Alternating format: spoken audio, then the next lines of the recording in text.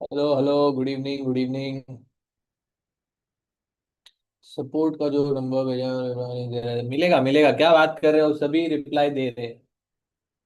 आप ही छूट गए रहेंगे। ठीक है। अब देखो, टीम है, थोड़ा सा टाइम तो लेगी। अब बंदी तो है नहीं कि, या बंदा, या जो भी है, पार्टनर तो है नहीं आपका कि फट से मिल जाए। वो भी लेट ही रिप्लाई देते हैं वैसे। टीजेएल रह गया। टीजेएल रह गया। ठीक है, टीजेएल भी कर लेते, उसमें क्या है, दिक्कत की बात। वीआईपी होगा अभी नहीं, नया ब्रोकर आने के बाद होगा। ओके। क्या आ गए सभी? वेट करेंगे 2 मिनट, फिर करते हैं स्टार्ट। आज किस किसने ट्रेड किया? आज मैंने ट्रेड ही नहीं किया।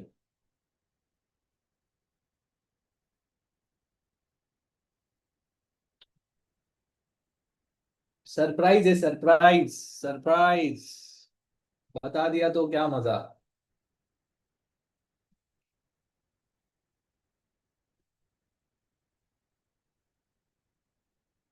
BTC view, BTC view. देखो, पर्सनली ना मैं बीटीसी ट्रेड नहीं करता हूँ, बट मैं जो मार्किंग्स है ना, मार्किंग के हिसाब से आपको मैं बता दूँ। तो मेरी क्लास मिस हो गई थी, अरे यार, फिर तो नुकसान हो गया आपका। क्लास मिस नहीं होती है बॉस, क्लास को मिस किया जाता है। ठीक है, तो मे भी कुछ इमरजेंसी हो तो ठीक है, नहीं तो फिर क्या बोल सकते।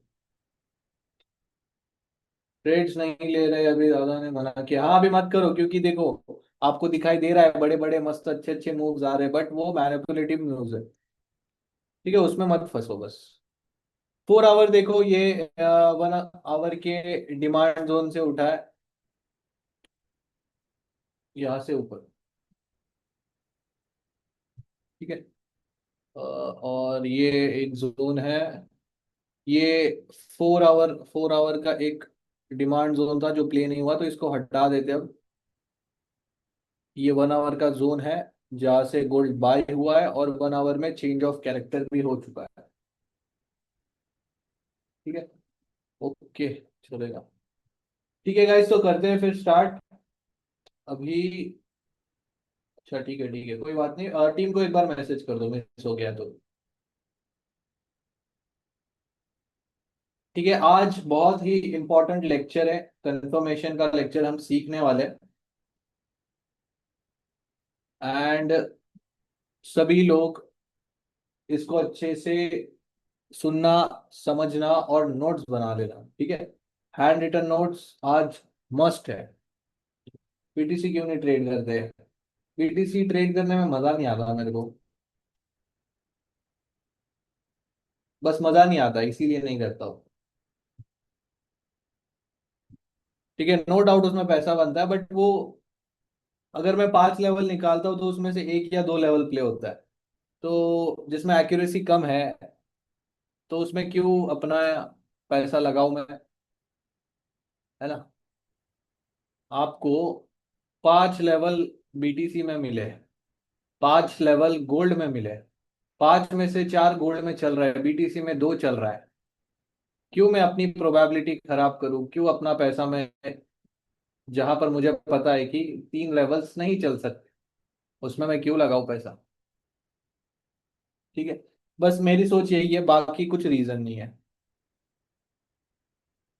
ठीक है। सो करते हैं गाइस, टीजीएल स्टार्ट। देखो, टीजीएल आपको ऑलरेडी पता है क्या है, जस्ट आपको बताया नहीं गया। तो टीजीएल का मतलब होता है ट्रेंड जॉइनिंग लेवल। ठीक है। अब ट्रेंड जॉइनिंग लेवल ये खुद को एक्सप्लेन भी कर देता है अपने नाम से।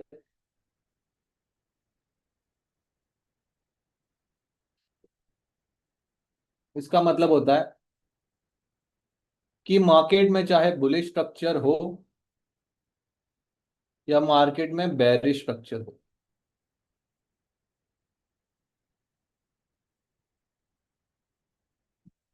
ठीक है। अब हम जो मार्किंग करते हैं, स्ट्रक्चर मार्किंग, उसे हम क्या कहते हैं? 1 2 3, या स्ट्रक्चर मार्किंग, या आईसीआई मेथड, या करंट हाई करंट लो, या हायर हाइज हायर लो। अब जिसको जो इजी लगेगा वो कहेगा। ठीक है, नाम एक है, मेथड बस एक ही है। नाम बहुत सारे, मेथड एक ही।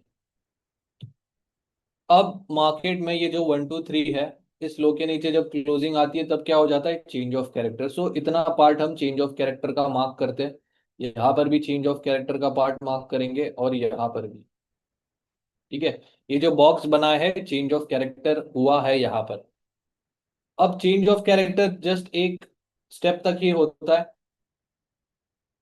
उसके पहले जो भी हम मार्किंग करते हैं, स्ट्रक्चर मार्किंग, वो सारा टीजल लेवल्स होता है। ठीक है, आपने 1 2 3 मार्क किया, 1 2 3 मार्क किया, 1 2 3 मार्क किया। अब ये जो हाई और लो कंफर्म करती है मार्केट, बुलिश स्ट्रक्चर हो या बेरिश स्ट्रक्चर हो, वही आपके टीजीएल लेवल्स होते हैं। ठीक है, आपको ये चीज अभी बताई जा रही है, आपको पता है कि टीजीएल मार्किंग कैसे करनी है। सो मार्केट ऊपर जा रहा है, एक ट्रेंड फॉलो कर रहा है बुलिश, तो ये बन जाएंगी buying side TGLs. Change of character हुआ यहाँ पर, चेंज ऑफ कैरेक्टर लेवल्स।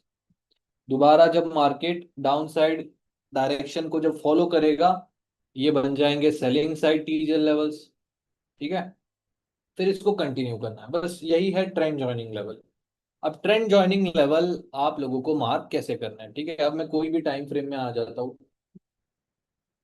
ठीक है, ये 1 आवर का टाइम फ्रेम है।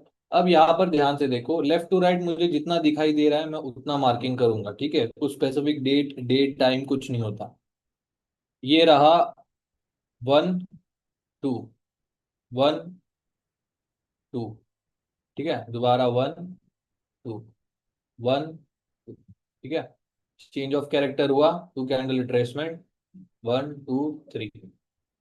दोबारा यहाँ पर चेंज ऑफ कैरेक्टर, ये रहा 1 2, 2 कैंडल रिट्रेसमेंट है क्या, नहीं, 3। सो यहाँ पर कैसे अब टीजल लेवल्स मार्क करना है। ठीक है, ये जो आपने 1 2 3 मार्क किया है ना, जिस कैंडल ने भी हाई और लो कंफर्म किया है, उसी पर्टिकुलर कैंडल का आपको पूरा विक और थोड़ा सा बॉडी मार्क करके एक्सटेंड करना है। ठीक है, ये रहा टीजल लेवल 1, टीजल लेवल 2। सेम, जिस कैंडल ने भी हाई कंफर्म किया है, थोड़ा सा बॉडी विक। ठीक है, टीजल लेवल 2। दोबारा टीजल लेवल 1, टीजीएल लेवल 2। दोबारा टीजीएल लेवल 1, टीजीएल लेवल 2। यहाँ पर चेंज ऑफ कैरेक्टर हो गया, सो नया टीजीएल, ये रहा टीजीएल लेवल 1 और टीजीएल लेवल 2। ठीक है, अब आप देख सकते हो कितना प्रिसाइजली टीजीएल लेवल्स को मार्केट ट्रेड कर रहा है। ठीक है, इस तरीके से आपको टीजीएल लेवल्स को मार्क करना होता है। अब गोल्ड में कॉम्प्लेक्स स्ट्रक्चर चल रहा है इसलिए नहीं बता रहा उसमें। अब यहाँ पर सेलिंग साइड का लेवल्स मार्क करेंगे, 1 2, 1 2। दोबारा 1 2, 1 2। जिस कैंडल ने भी लो हाई कंफर्म किया है उसको बस मैंने मार्क करते जा रहा हूँ। ठीक है, अब 1 2 3 मार्क किया। अब टीजल लेवल्स, जिस कैंडल ने लो कंफर्म किया है, 1% बॉडी विक, 1% बॉडी विक। ठीक है, ये बन जाते हैं आपके टीजल लेवल्स।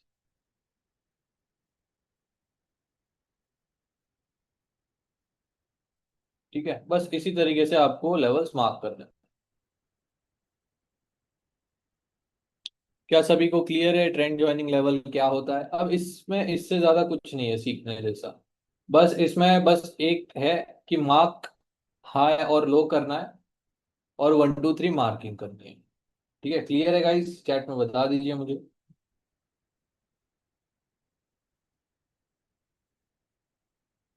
अब जिस टाइम फ्रेम में भी आप मार्किंग कर रहे हो, उस टाइम फ्रेम में आप टीजर्स मार्क करो। ठीक है, करते हैं फिर नया टॉपिक स्टार्ट।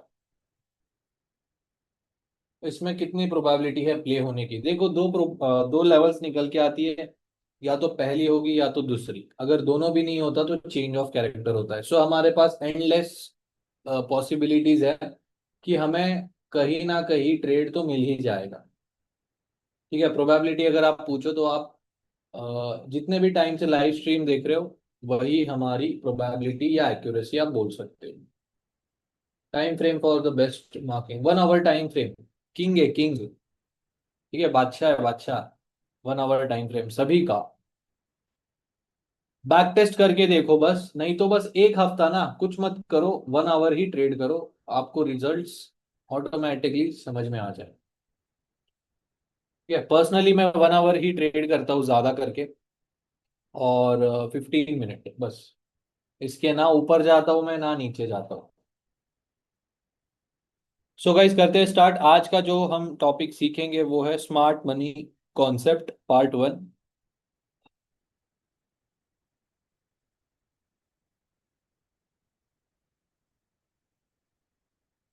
अब स्मार्ट मनी कॉन्सेप्ट एक बंदे ने निकाला था, उसका नाम था माइकल हुडस्टन।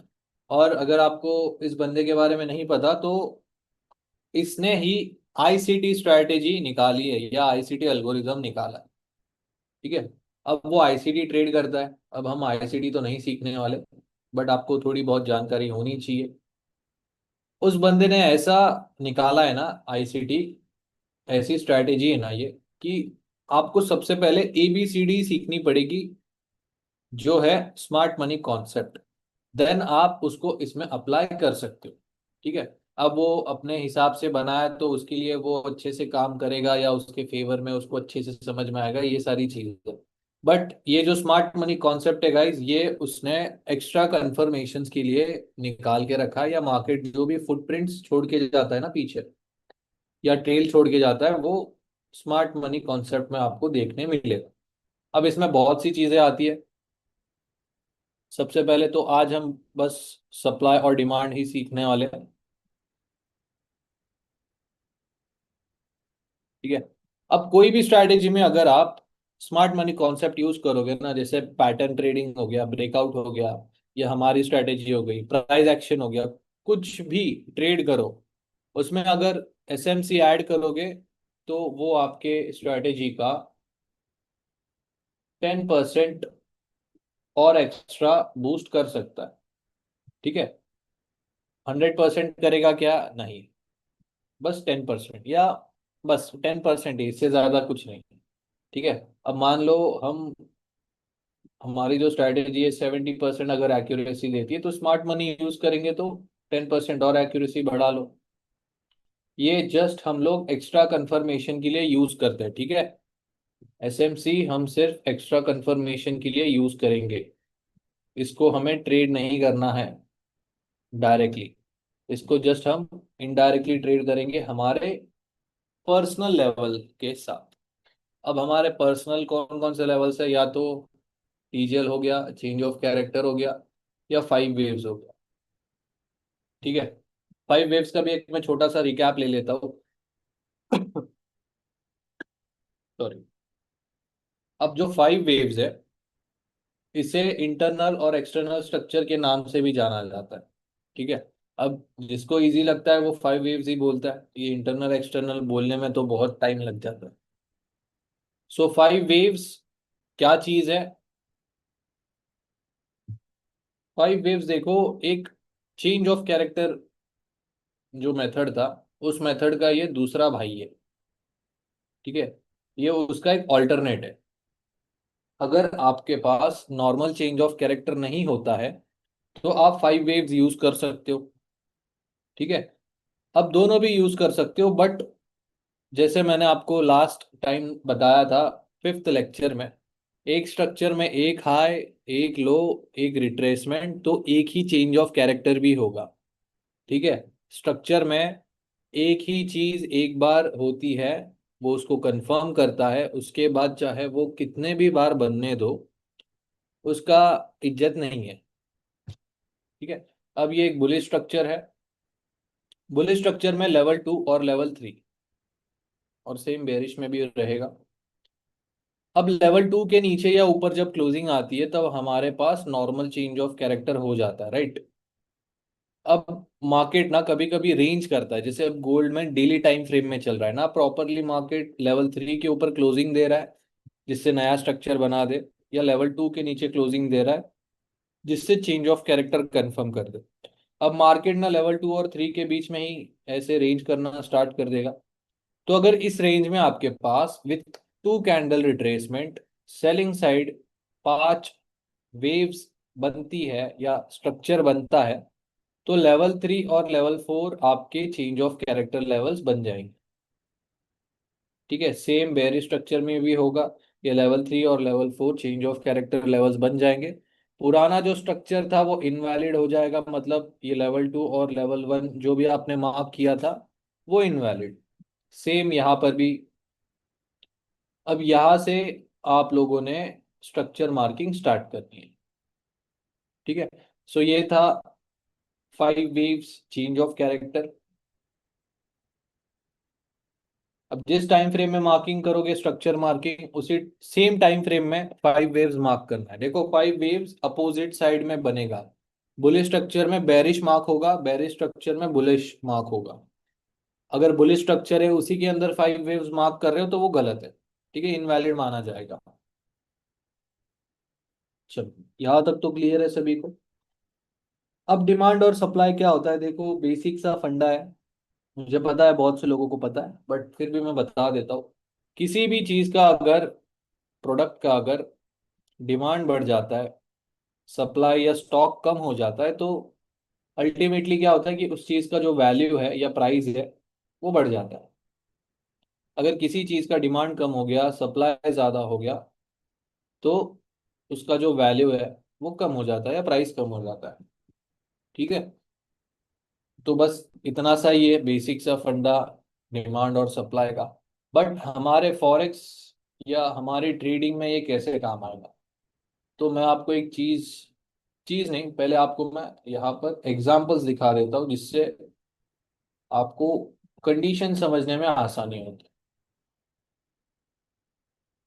अब गाइस देखो, जहां से भी ना एक इम्पल्स मूव आएगा, ठीक है, इम्पल्स मूव का मतलब जहां से भी एक बाइंग मूव एग्रेसिव, या बाइंग या सेलिंग मूव एग्रेसिव, वहां पर डिमांड और सप्लाई लेवल्स बनते हैं। ठीक है, अब कहाँ गया, ये देखो यहां से अब मैं आपको दिखाता हूँ। अब देखो यहाँ पर क्या हुआ, बहुत बड़ा एक इम्पल्स मूव आया। अब ये इम्पल्स मूव क्यों आता है, देखो मान लो यहाँ पर 1000 लोग ने एक साथ बाय किया, ठीक है, बट उनमें से ना कुछ लोग छूट गए। मतलब मान लो और लोगों को करना था उसी सेम एग्जैक्ट एरिया पर या प्राइस पॉइंट पर, तो 1000 में से मान लो और जो आए थे बाद में 200 या 300 लोग, ये लोगों ने क्या किया, पेंडिंग ऑर्डर्स लगा दिया कि भाई तुमने अगर ना 5 रुपए के हिसाब से लिया है ना, अब ये ऊपर चला गया, अब ऊपर चला गया है तो हम 15 या 20 रुपए के हिसाब से तो नहीं ले पाएंगे, तो हमें भी 5 रुपए के हिसाब से चाहिए, तो यहाँ पर हमने पेंडिंग ऑर्डर्स लगा दिए। यहाँ पर पेंडिंग ऑर्डर्स लगाने के बाद मार्केट क्या करता है, अब देखो यहाँ पर ऑर्डर लगा है, तो कभी ना कभी तो अगर मार्केट इस एरिया पर आएगा तो ये ऑर्डर उठा लेगा। ठीक है, ये ऐसे होता है डिमांड और सप्लाई। ठीक है, अब यहाँ पर देखो मैंने कितने डिमांड लेवल्स मार्क किए। इम्पल्स के पहले का अपोजिट कैंडल, ठीक है, ग्रीन कलर की कैंडल में मूव आया, तो उसके पहले आपको देखना है कि कौन से एग्जैक्ट एरिया से मूव आना स्टार्ट हुआ है। ये देख सकते हो, ये पहला, दूसरा और तीसरा। ठीक है, अब इसकी प्रोबेबिलिटी भी ना ऐसी है कि अगर 5 लेवल्स मार्क करते तो उसमें से एक या दो लेवल्स ही प्ले होते, इसीलिए हम इसे जस्ट एक्स्ट्रा कंफर्मेशन के लिए यूज करते, पूरा ट्रेड नहीं करते हम इसे। अब देखो 3 लेवल्स निकाले, मतलब यही हुआ कि भाई 5 रुपए के हिसाब से मिल जाए तो ठीक है, लेकिन प्राइस आती है नहीं आती, तो हम क्या करते हैं ना, थोड़े ऑर्डर्स 7.5 रुपए के हिसाब से लगा देते।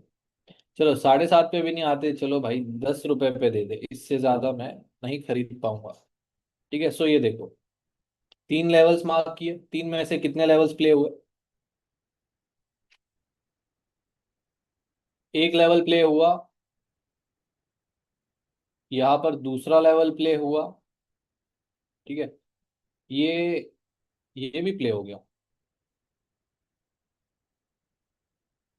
ठीक है, मतलब मेरे मार्किंग्स अच्छी है। ठीक है, बट मूव अगर आप देखो, मूव तीसरे वाले से आया, यहाँ से बस रिट्रेसमेंट आई है। ठीक है, यहाँ से मूव आया है एक एक्चुअल। तो इस तरीके से आप इसको जस्ट रिट्रेसमेंट ट्रेड के लिए ट्रेड कर सकते हो। बट यहाँ पर क्या हुआ था ना, बेरिश साइड मार्केट शिफ्ट हो गया था, इसीलिए यहाँ से रिट्रेसमेंट आई। अगर ये बुलिश साइड ही होता तो और बेटर प्ले होता। ठीक है, और देखेंगे एग्जांपल, ये देखो यहाँ पर भी एक डिमांड जोन मैंने निकाल के रखा था, कल वहां से बाइंग आई। ठीक है, ये देख सकते हो। ठीक है, और एक ये 4 आवर का डिमांड जोन है। डिमांड जोन नहीं है ये, ए प्लस लेवल है, या इसको आप ऐसे भी मार्क कर सकते हो।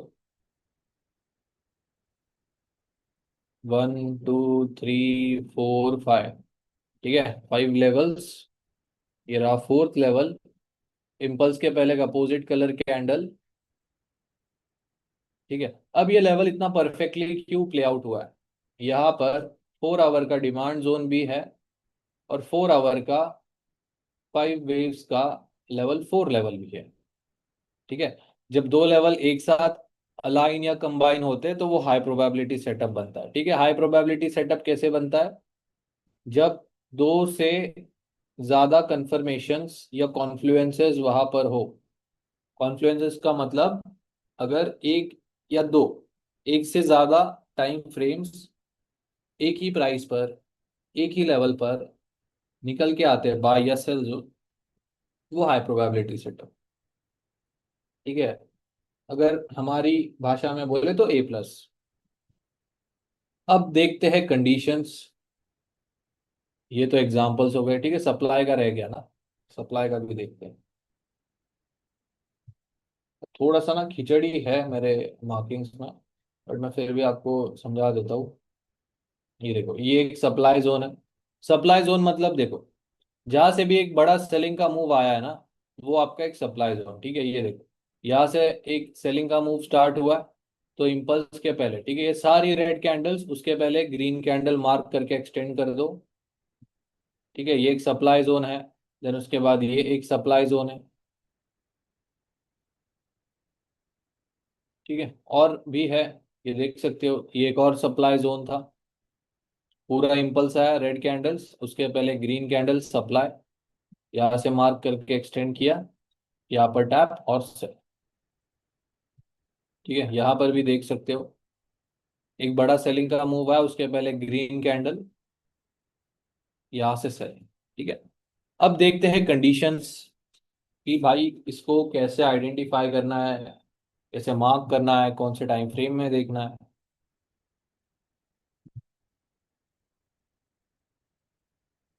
डिमांड, सप्लाई, इसको थोड़ा सा ड्रॉ करके दिखाना पड़ेगा।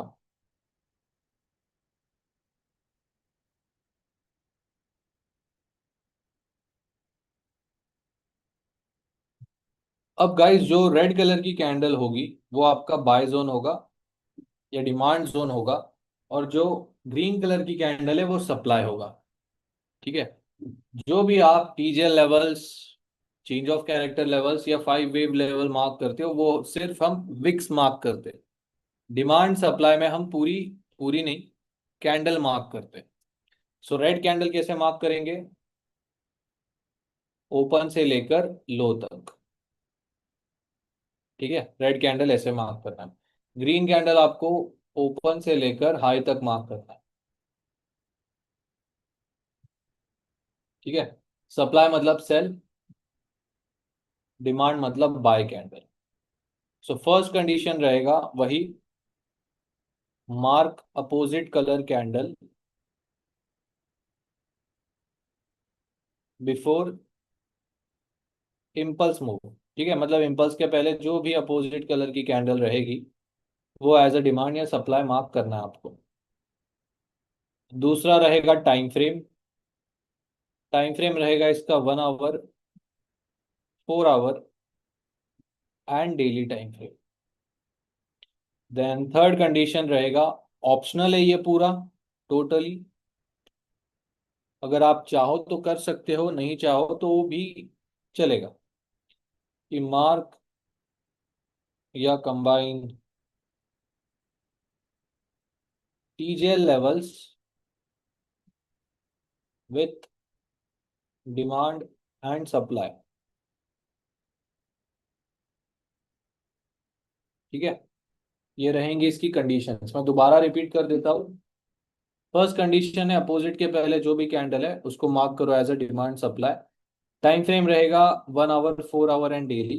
थर्ड ऑप्शनल है, अगर टीजीएल लेवल के साथ डिमांड सप्लाई एक ही लेवल पर आता है तो उसको मार्क कर सकते हो, नहीं करना तो टीजीएल लेवल्स भी प्ले करोगे तो भी चलेगा। अब थर्ड कंडीशन का मैं आपको एक एक्चुअल मीनिंग या एक एग्जांपल दिखाता हूँ। अभी कुछ रिसेंटली ही प्ले हुआ था, ये गोल्ड में ही था शायद। ठीक है, एक 15 मिनट का एक एग्जांपल दिखा रहा हूँ मैं आपको।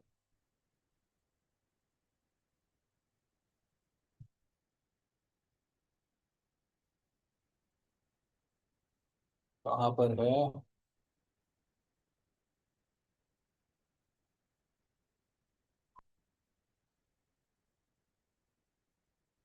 1 2 3, दोबारा 1 2 3। नहीं रुको, एग्जाम्पल देखने दो मुझे जरा, कहाँ पर है वो। हाँ ये देखो, अब ये 15 मिनट टाइम फ्रेम है जो हम स्कैल्पिंग के लिए यूज करते हैं। सो ये रहा 1 2 3। ठीक है, अब यहाँ पर इम्पल्स के पहले एक अपोजिट कलर की कैंडल रेड है, ओपन से लेकर लो तक मार्क किया, एक्सटेंड कर दिया। ठीक है, ये बन गया हमारा डिमांड जोन 15 मिनट में। अब यहाँ पर टीजेल मार्क करेंगे तो कैसे? 1% बॉडी और विक, जो भी लोवेस्ट है। अब जो आउटलाइन पार्ट है वो विक है या टीजेल है, और जो मार्क या फील्ड पार्ट है वो डिमांड है। अब देखो क्या होता है कि अगर ऐसे एग्जाम्पल मिल जाते हैं आप, एक ही कैंडल में डिमांड भी है और टीजेल लेवल भी है, तो ऐसे टाइम पर ना डिमांड लेवल या सप्लाई लेवल मोस्टली प्ले होते हैं जितना मैंने देखा है। सो ये देखो, डिमांड लेवल को टैप किया, थोड़ा बहुत बाइंग का रिएक्शन हमें देखने मिला। स्कैल्पिंग 15 मिनट में मिल गई, चलो खत्म। कितने पिप्स मिले यहाँ पर? 100 पिप मिले, 100 120 पिप मिले। ठीक है, सो ये इस तरीके से काम करता है। और एग्जांपल अगर आपको मैं दिखाऊं तो देखना पड़ेगा। 1 आवर में देखते हैं।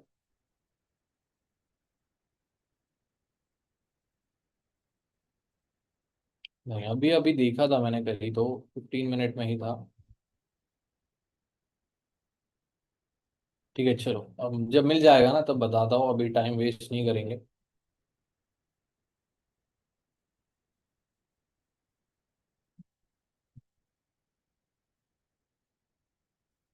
कि एक यूएसडी जेपीवाई में है, उससे देखते हैं।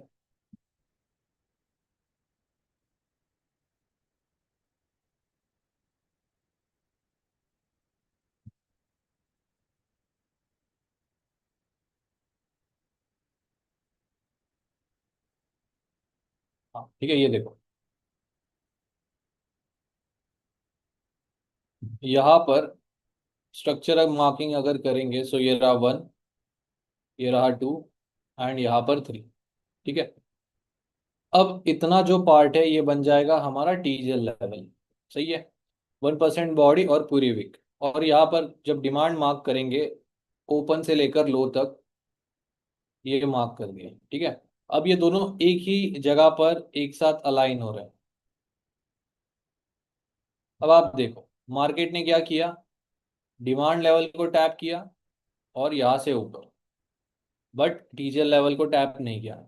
तो चलेगा, एक दो अगर ट्रेड मिस भी हो जाता है तो कोई बात नहीं। बट अगर आप सिर्फ टीजल लेवल्स प्ले करना चाहते हो तो भी चलेगा, या दोनों एक साथ करोगे तो वो भी बेटर है, क्योंकि ये जस्ट हम एक्स्ट्रा कंफर्मेशन के लिए यूज करते हैं। ठीक है, और एग्जांपल्स देख लेते हैं गोल्ड में।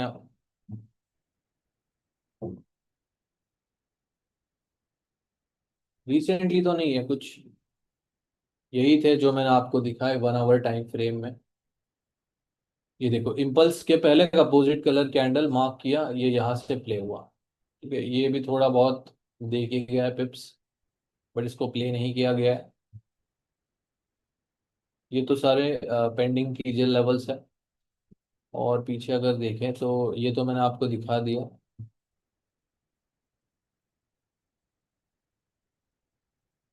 ठीक है, ये देखो कितने सारे लेवल्स ना पेंडिंग ही रह जाते हैं, डिमांड सप्लाई लेवल्स। ये देखो ये एक 1 आवर का है, ये भी एक 1 आवर का है। ठीक है, इसमें से ये 3 लेवल में से एक लेवल प्ले हुआ। ठीक है, जहां से भी ना एक बड़ा इम्पल्स मूव आया, उसके पहले एक अपोजिट कैंडल फॉर श्योर मिल जाती है। ठीक है, यहाँ से थोड़ा बहुत रिएक्शन मिला है आपको।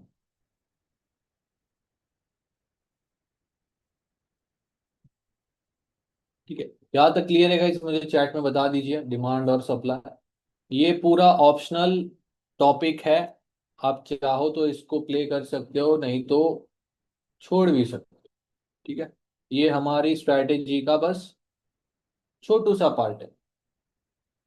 ठीक है, सो इस पे ज्यादा टेंशन मत लो। टेंशन लेना है तो structure marking, change of character, multi dice. So the unplayed TGL will be still valid, वहां से सिर्फ रिट्रेसमेंट ट्रेड मिलेगा नेक्स्ट टाइम। ठीक है, सिर्फ रिट्रेसमेंट, मतलब 40-50 पिप्स भी मिलते तो भी ठीक है।